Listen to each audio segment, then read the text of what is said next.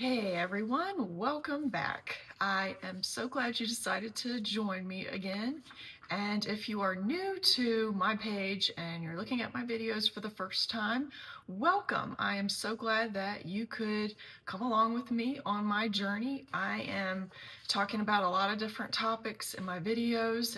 Today I have decided to talk about Geordie Rose and AI and a little bit of human consciousness. It's a lot of deep subjects that I am tackling in my latest few videos. Probably next time I will go and take a lighter route. I'm not gonna stay on these heavy topics because they're not always the most cheerful topics. I mean, yes, as Christians, we have a hope that transcends this world, so we can look beyond just simply what's going on in our world. But you know, on the surface, these topics aren't really the most uplifting.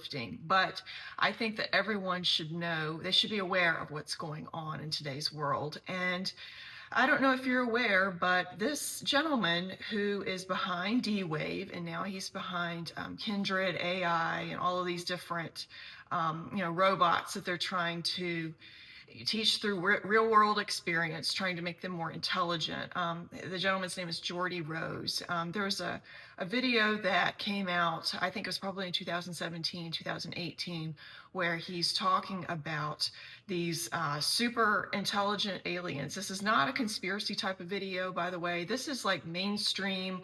I think the source on YouTube was TechVancouver.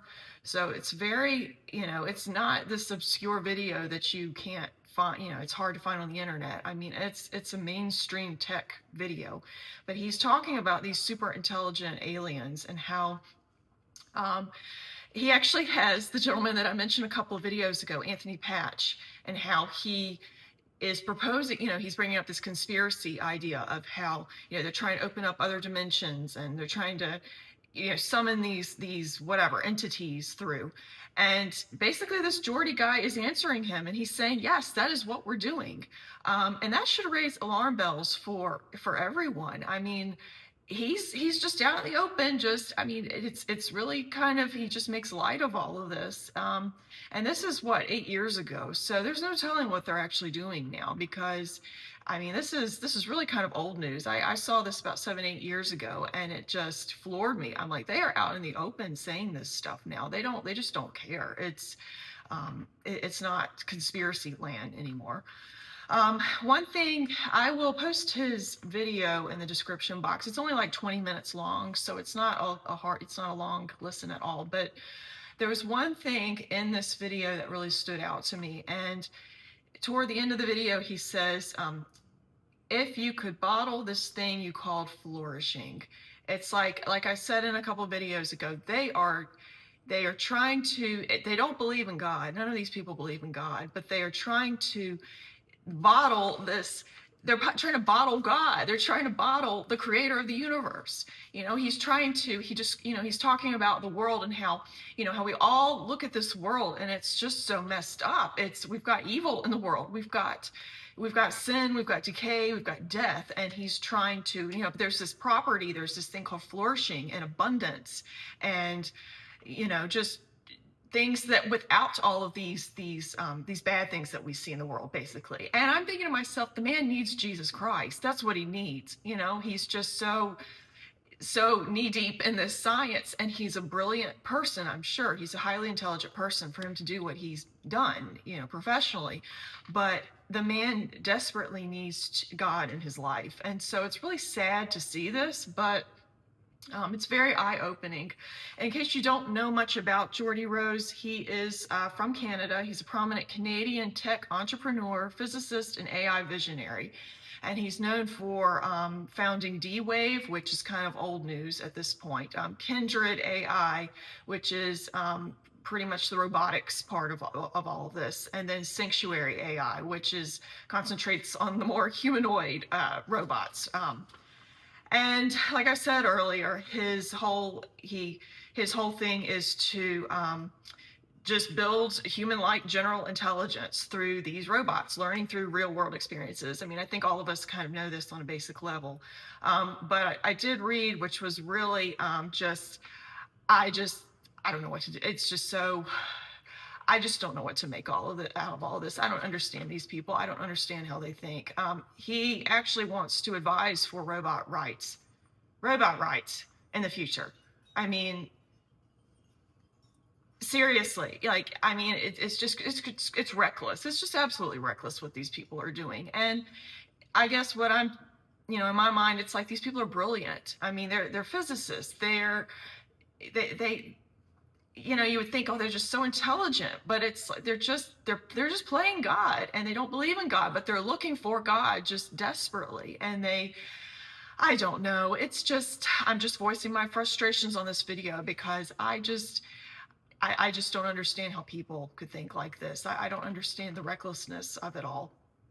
But anyway, AI is an extremely complex topic. I'm not really wanting to go deep into AI. There are a lot of other channels with techie type of people who they know the science, they can really get into the nitty gritty of all of it. I'm not trying to do all of that. My point is just to, make the average person aware that yes, they are doing some very sketchy things. They are doing some very, things that they don't know it's Pandora's box. They don't know what they're opening up. I just want to talk more about the spiritual aspects because in this video, he basically says humans are essentially building a doorway to summon these things into our world through technology.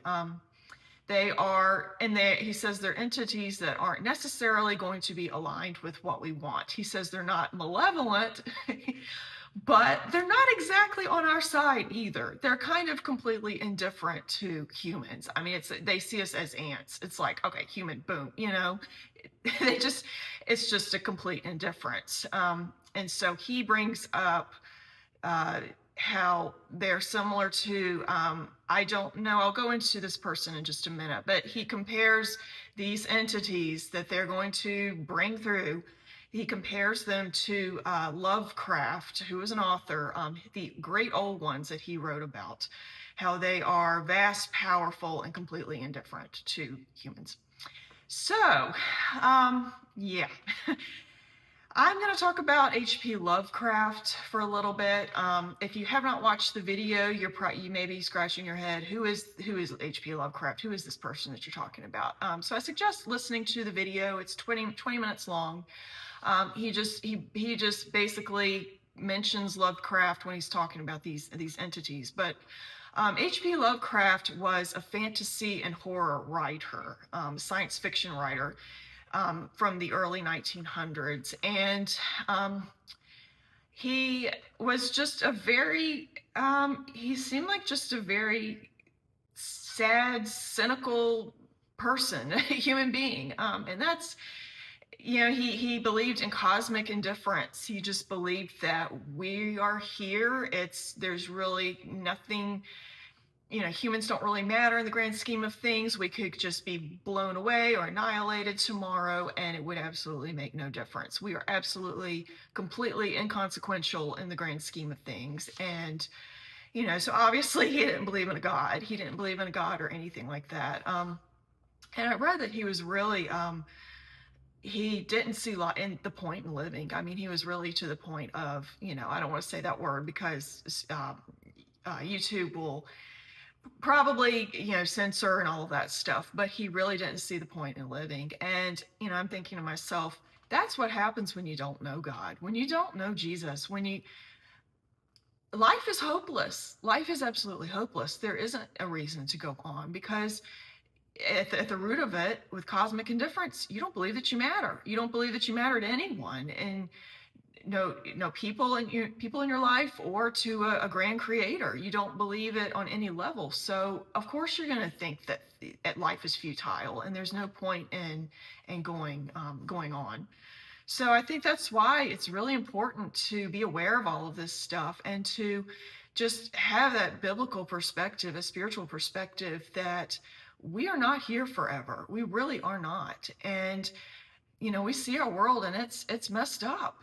It's seriously messed up, and these people are about to mess it up even more with what they're trying to bring through, because I mean, they're demons. They're just nothing short of demons. So I think we just need to keep our eyes on um, just how, God is sovereign over all of this, and to be, just thankful every day that we have Jesus. He is, I mean, if you're going through a really rough time in your life, and you feel like everyone's abandoned you, if you feel like, your health is on the line, whatever it is, I mean, if you're a believer, you have Jesus, and so you have everything. It doesn't matter. Nothing else matters in the grand scheme of things. It's only Jesus. It's only your relationship with God, because he's the only thing that lasts beyond this life that we live here.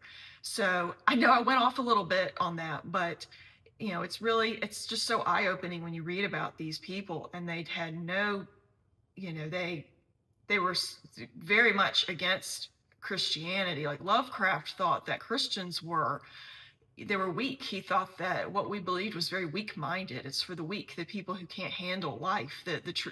His idea of what the truth was, which was that we're basically, the universe is indifferent to us. We live and we die, and we could, there's just no point in it all. It was just really depressing, to be quite honest. So he wrote a bunch of horror science fiction novels, and he has a character that is, I would put a picture up here as I'm talking about it, but the creature is so grotesque, I just didn't even want to do that.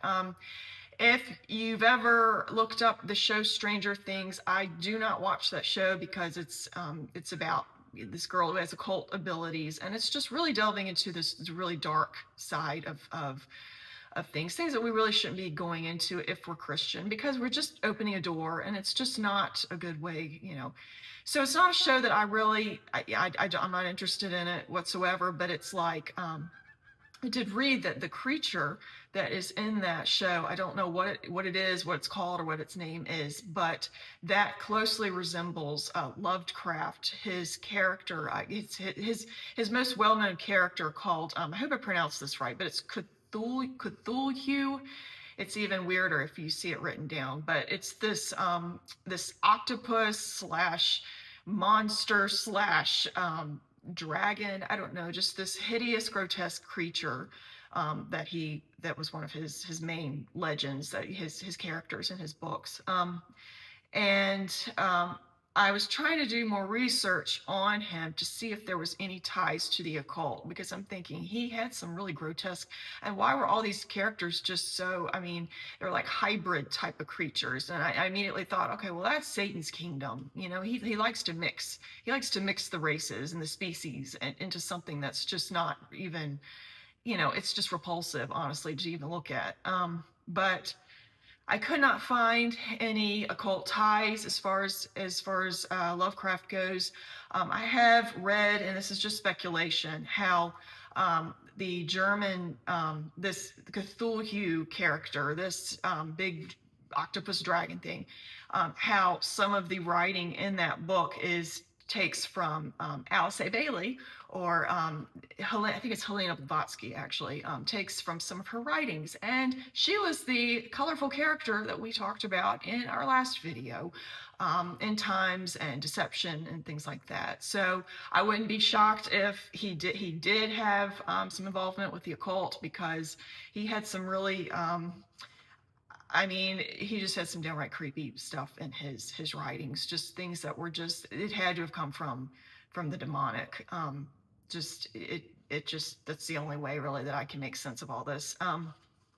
So, it's really ironic that he believed that Christians were weak, and that we were, we believed on Jesus, on God, because we were power hungry.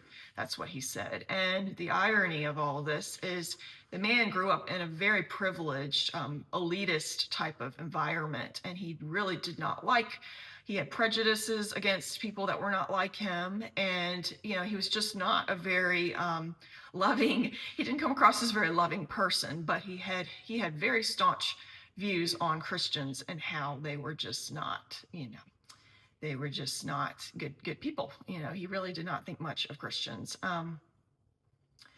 So I'm going to talk a little bit about, I'm going to get away from Lovecraft, and now I'm just going to touch on D-Wave and quantum computing. And again, I've mentioned in a couple of videos, I am not, I absolutely, I am like everybody else when it comes to this information. I find it very interesting because, like I said in another video, it's like science is catching up finally to God, and we're finding out things that we didn't know before.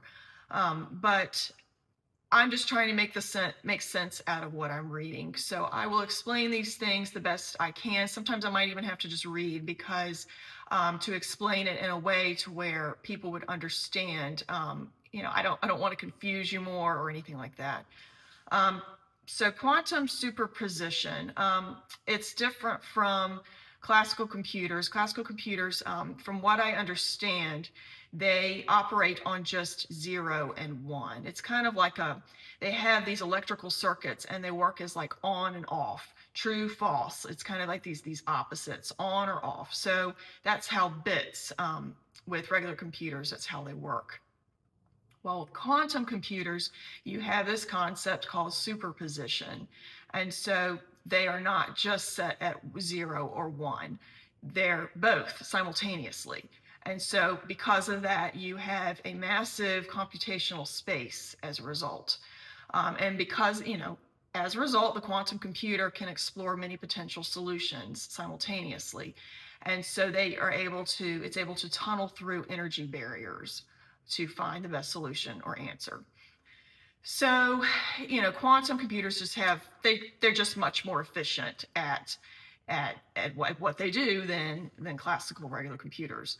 So, I just wanted to put that out there because, we really are in a different time as far as, it just seems like he even said in the video, Geordie Rose, he said that we are coming up on the Industrial Revolution as far as technology goes. I mean, we will not recognize things in, 5 to 10 years. I mean, and this video was made 7, 8 years ago. So, I mean, we are just, there's just no telling what's really happening on those, as far as computing goes.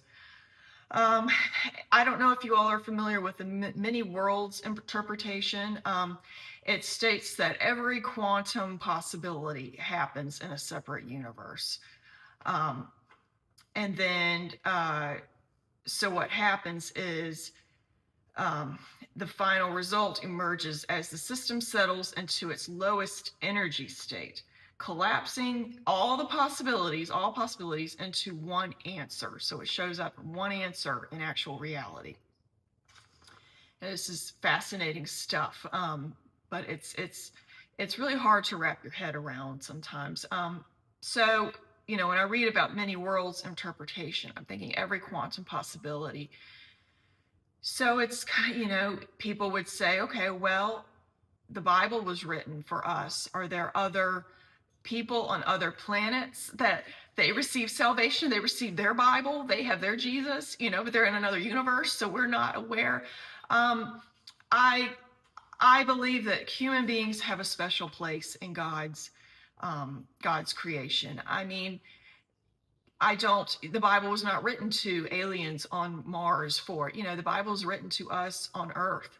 And, if you look at science, the planet Earth is one of I think it's that we know of, it's the only planet that's able to sustain life. I mean, if things were not perfectly the way they are, as far as the way the environment works, how the seasons work, how our food, all of that stuff, even our bodies, how we're made with, to consume oxygen, carbon dioxide, all of those things. I mean, if they did not work the way, if there's one thing that was a little bit off, we would not be able to survive. And so that alone shows that, okay, we're meant to be on this earth, and God meant for the Bible to be written to the human race on Earth. And so that's what I stick with. Now, how does he view all of this? What Geordie Rose is doing and all of what they're basically playing God. I think he just works with man's free will. I don't think God's in a box. I don't think I don't believe in predestination. I don't believe that he's predestined all of these things. I think he knows he knows for sure what's going to happen eventually, because he's all knowing.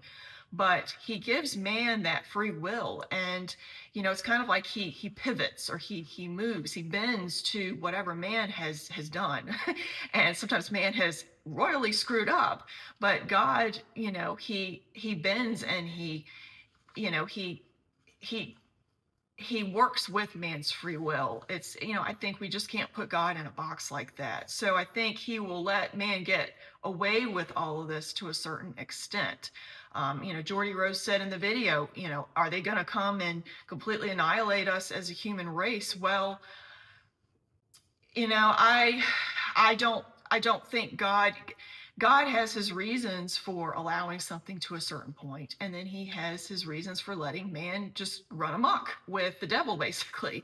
And he's exactly when and how he intervenes is a mystery. And I think we should just, that's just a test as far as faith goes. We need to just trust him, and just hand this all over to him, and just realize you are just so much bigger than all of this. So I'm going to end on one thing. I want to bring up Anthony Patch again. And I keep saying how great he is, and he really is, as far as quantum physics goes, and explaining CERN and all of that stuff. I do not agree with him as far as he has talked about end times issues. And I don't seem to agree with him on some of those things, but I do highly recommend him for any type of quantum research, or anything you want to know about CERN and what they're really doing. He's excellent as far as that goes. But I do remember him in one of his videos. He did mention micro, and I hope I explained this right. I'm not going to go deep into this, but it's just a really interesting fact how he talks about microtubulin dimers, and everybody's probably like, what? What are you talking about? They are these from what I understand, they're these protein structures in the neurons of the human brain. And they actually, they behave very much like quantum bits of a computer. So our human brain is basically a quantum computer. And so they can exist in a superposition. And remember, I said superposition earlier was, where they can exist in two states at once. It's not like, like an old classical computer where it's, switch, off, on, that type of thing. So they can exist in this superposition of different states until a conscious event occurs.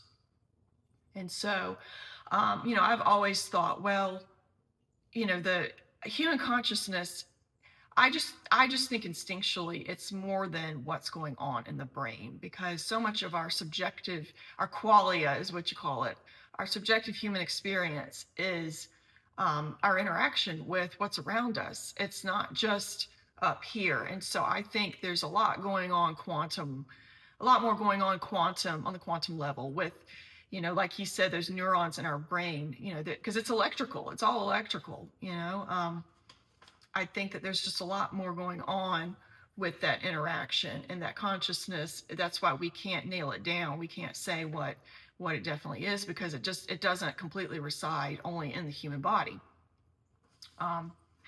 So that's the final frontiers, consciousness. That's what they're trying to do. That I think Satan is trying to hack human consciousness, and he's doing a pretty good job of it on the technological digital front. Robots are becoming smarter and smarter every day, and it's really it's really disturbing and quite unnerving to see just how advanced things are getting as far as that goes. But one thing that they really have not even come close to touching is the emotional intelligence of humans. We're capable of empathy, and we're capable of very complex emotions. The human being can feel a lot of different emotions at once, to the point where sometimes we have trouble explaining how we feel, because we have this overlapping of emotions. And so AI has not come close to that. And so I think it's really going to be interesting in the years to come what the ramifications of what they're doing. And that's why I think in our human experience, I think what we go through, God's really been talking to me as far as this goes. It's He wants us to remain soft. He wants us not to be hardened by the world. And because first of all, if we're hardened by the world, we're not going to we're not going to be a vessel for him to work through. We're going to be so angry and bitter at everyone else. We're not going to show anything that's different from the world. People aren't going to want what we have because they don't see any joy or peace. And if you need to get healing for what you've been through, God is right there. I mean, He is the ultimate healer, the ultimate physician. He's the only one who can bring you out of that and to just be that soothing balm to that pain in your soul. Because once you're able to get on the other side of that and leave that behind, you can finally live into that person that He always wanted you to be. And He always saw you as that person. See, God sees us.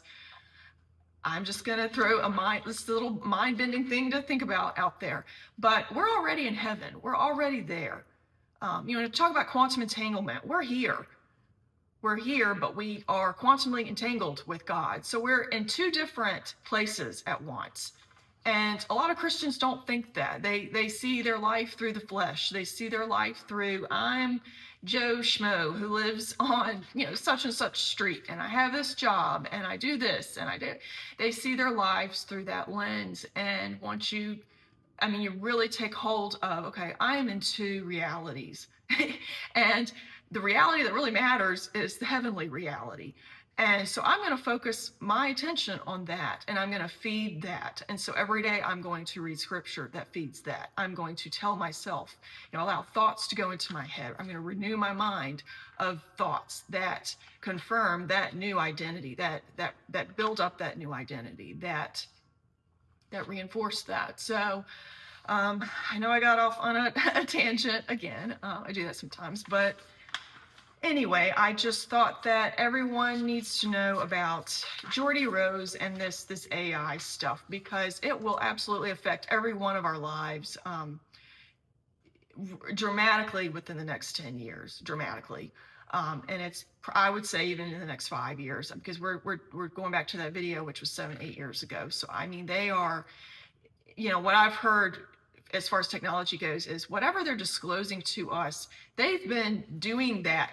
We're about 40 years behind what they actually say to us. You know what I mean? They're doing way more than what they actually decided to disclose to the public. And on top of that, he's doing it in a very tongue-in-cheek, joking type of manner. And so anyway, I think every Christian should be aware of what's going on. And it's really just it's a very interesting time, because it's man really is just kind of running off with whatever he can do to defy God. It's just because they don't believe he exists. But I see clearly through the video that he's desperately searching for God. He really does. He needs Jesus badly. But anyway, so I will see you all next time. I don't know what I'm going to talk about next time, but I promise it will be a lighter topic, because I know these deep topics can be really kind of a bummer sometimes. And, if you have Jesus, there's always a silver lining to everything. But it's like, I think we probably need a break from the really deep topics. So anyway, I will see you all next time. God bless.